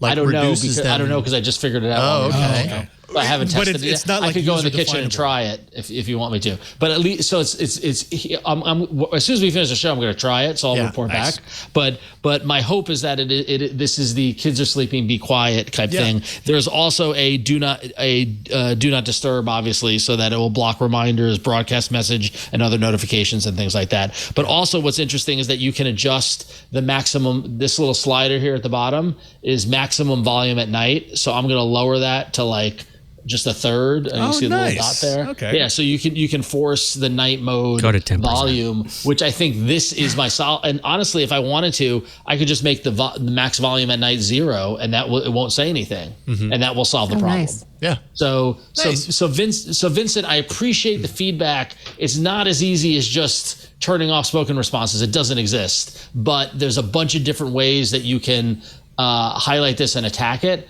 Now, I will say, after spending a significant portion of time in the settings for Google Assistant, oh my God, that is just like a labyrinth. It is. There really are is. so many categories and subcategories, and I get it because it's like this AI monster that you're working with and stuff like that. But it is very and once you find something and then you tap away to it and check something else, good luck getting back to it. Yep. Like there's just nested menu after menu. It is a quagmire. So It's pretty so there you intense. Yeah, I totally agree. I've got to go in there. Anyway, Vincent, you sent me in the right direction. I ultimately found a solution, but there's a bunch of different ways to skin this cat, and there's no just one button to turn off responses, which I find unfathomable. Google, like, just ridiculous. Like, that is just such a simple thing. Like, I don't want to talk to the device. Stop talking to me. Like, that should be a setting. So, But you do want to talk to the device. Like I gotta say, please. when the robot overlords watch this episode, I'm gonna be the first person they kill. Ron's gonna be the second person they kill because like he's trying to silence them right now. And they Censorship, Ron. and we know they definitely want to kill at least 75% of us. That's right. So even though I haven't been too disparaging, they're going to kill me because they know Win is definitely Is on their side. He's on Team Robot. Yeah. Respect. Gotta pay everybody respect. Me too. I'm with the robot overlords. No, I was going to say, and then we will realize that Burke is leading the robots. That's right. He is the Yes. robot overlord. He is the robot overlord. All these years. All right. Thank you for tweeting us, Vincent. Appreciate that. All right, Win, you have the honors. Well, we have one more tweet to wrap it up. This is actually another response to last week's show from Thomas Hunziker. I'm so sorry if I'm pronouncing your last name wrong. And basically last week we had Rory, our friend from Dublin, asking us about basically how can he, or that rather he try to do a custom live wallpaper and have Material You pick up the theme from the live wallpaper, and he wasn't able to do it. And we really didn't have any good answers for Rory, but Thomas Hunziker replied to us. Before you tell us Thomas's response, you're forgetting the most important thing. Oh, but I'm so sorry, Thomas Hunziker, because you were so awesome and tweeted at us. You are now our email or tweet of the week. I totally forgot about that. It feels real now. It feels real. Yeah, you got to get it in before you read it. So yeah, I got your back. I was like wondering, which I was like actually thinking like, thank you. I did it great last week, and then I wasn't prepared. Don't listen to them. You're doing a great job. No, doing a great job. Excellent. So just I got your Thank back. you. It's all good. So Please and thank you. Burke, if you are our robot overlord, please and thank you. Important. But yeah, so Thomas, thank you so much for being our tweet/email of the week. And Thomas basically reminded us that Muse is a live wallpaper app that actually does Material You theming with custom pictures. There are also loads of plugins to pull in from other sources. I think we had some confusion a little bit on Twitter, Jason, about maybe whether it was, does Muse itself like pull in material theming versus so this is like kind of the confusion with Material You is that Material You is like, yes, that the system will pull a color palette from your background and apply it to everything that supports it, which by default is pretty much all of Android 12, and that individual apps, your mileage might vary depending on whether the developer has kind of accessed that palette. So I guess I think there was confusion about what is it that Rory was asking, and what is it that Muse actually provides? Right. Like my understanding was that, Rory wanted a live wallpaper to point at a playlist of his photos of his choosing. I don't know if those reside on the device or if it's pulling from the cloud from Google Photos or whatever, but point being, here's a bucket of photos that I've chosen. I want a live wallpaper that cycles through these every time I turn on my display. A new photo is displayed, and when that photo is displayed, colors are pulled out for dynamic theming. And I mean, my confusion around Musée, because I don't know why I didn't think about Musée initially when we were kind of doing that email, but when I looked at the update, kind of on the posting on the Play Store, it had last been updated July 2021, which I think was earlier than any developers really had access to any sort of controls over material use. So I just kind of assumed it wouldn't support this, but apparently it does. I haven't tested it though. So Musée itself. So this is the thing. Like, for your third party non-Google apps, for that app itself within the app's interface to support Material U, it has to be an update by a developer. But in terms of the Android system being able to take a resource that is provided by a non-Google source, like say Musée, for example, which it's kind of cheating because the people that write Musée are Google engineers. I know there is that. So maybe app. that plays a part. So, yeah. So but actually that probably does. So basically, Musée, the apps that the live wallpapers that it serves up can be parsed for Material U palettes and applied to the system and any other apps that are supporting Material U. They do have an issue on the Musée repo to themselves support Material U theming within Musée itself, so that Musée, the app itself and its interface, supports the Material U theming, which is what I understand. But as we just talked about, it probably makes sense that at least in terms of Material U being able to pull out their colors from their live wallpaper, it makes sense because it was written by Roman Nurek and also Ian Lake, who are both members of the Android team. Roman Nurek was a design advocate and UX manager for a long time and did a lot of stuff with Android. And Ian Lake is someone on an engineer on the Android UI Toolkit team. So unsurprisingly, Material U works with their wallpapers. And I also happened to come across a kind of on Reddit that someone mentioned that an app called KLWP, which I believe is custom with a K, custom live wallpapers also seems to custom plosives. Is that a plosive? Is it? Yeah, that is, right? Yeah. Seems to also support Material U theming. And again, I'm going to assume what they mean is that Material U colors can be pulled out and applied to the system. So yes. Okay. But yes, thank you so much, Thomas, for reminding us of Musée, because it's a really awesome app and we kind of just brain farted about it last week. Yeah, totally. Yeah, I know. I know when that tweet came in, I responded. I'm like, Musée. Why didn't we think of that? Yeah. Where were we on that episode? Because we certainly didn't think about that. Yeah, so true. And it just shows that there's so much out there. It's hard to remember everything. Yeah. So. Yeah. And Rory, test it out. Let us know. Hit us up with a follow up and let us know if it does the trick, and if it doesn't, what is it not doing for you? Very curious about that. So right on, Thomas. Thank you for being the tweet of the week. We'll just transform this thing. A lot of really good use out of that. Can we get another? Oh, Father Robert, you have no idea. Can we get another? Hey, Burke, can you do another version of that? If it's a tweet versus an email, like can it be a different kind of fanfare type thing? There you go. Yeah, the bird. Yeah. Sorry if I blasted you in your headphones with yes. We're certainly not locked in to one. All right. Cool. Wait, how about that? Well, I don't think you're going for the right. We could remix that and make the right thing. Maybe. No. We'll move on before we get the eye roll from Ron. Hey, thank you so much for watching and listening. This has been a lot of fun. Thank you for sitting in with us today. I'm so happy to see you in person, Father Robert Balacer. So nice to be back. Yeah, good to have you in studio. 2 years. It's been more than 2 years since I was last in here. Yeah, that's make it crazy. happen. Yeah, make it happen when you're in the area. So thanks for asking. Saying, hey, I'm in the area. Can I come on? Because absolutely, anytime you're in the area, let us know. Thank you. Yeah. What do you want people to know?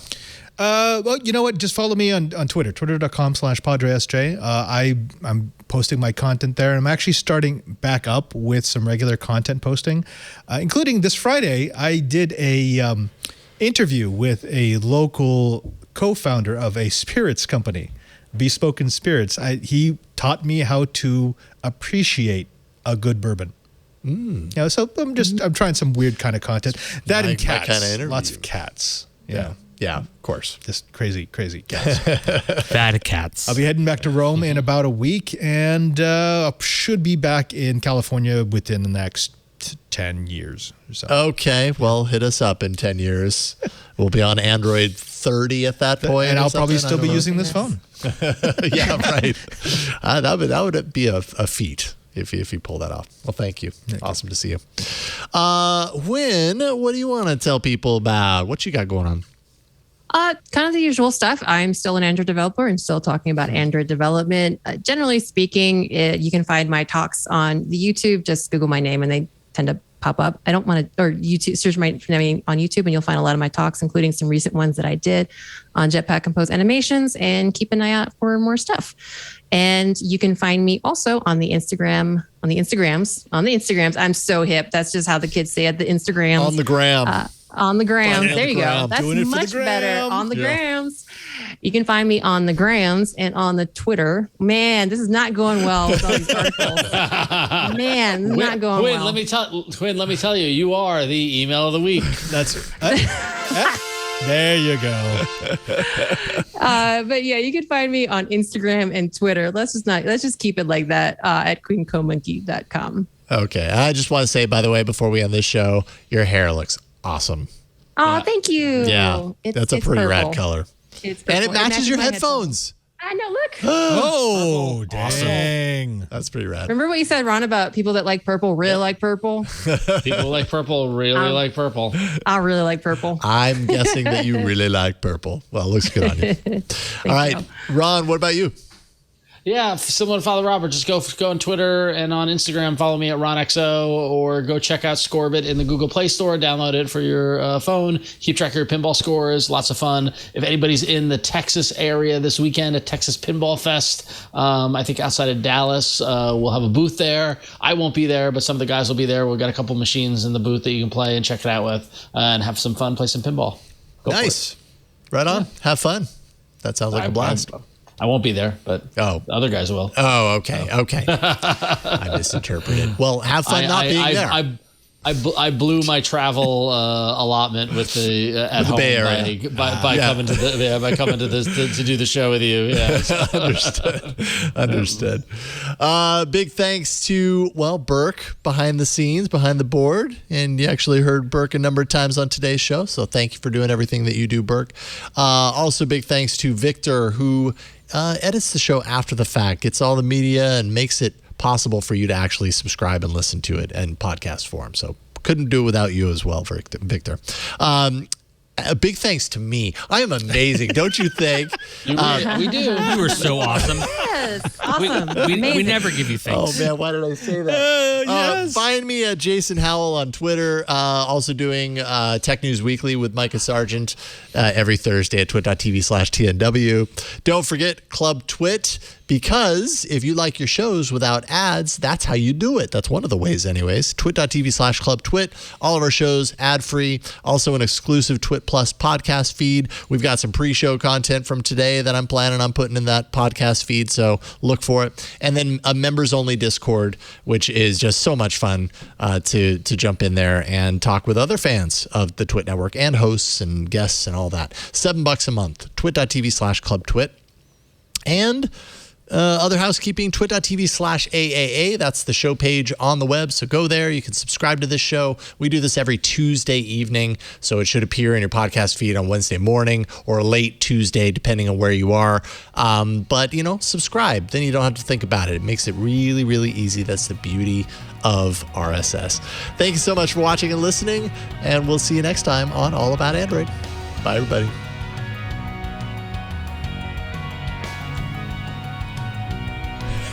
Whoa! Hey, I'm Rod Pyle, editor of Ad Astra Magazine, and each week I'm joined by Tarek Malik, the editor-in-chief over at Space.com. in our new This Week in Space podcast. Every Friday, Tarek and I take a deep dive into the stories that define the new space age. What's NASA up to? When will Americans once again set foot on the moon?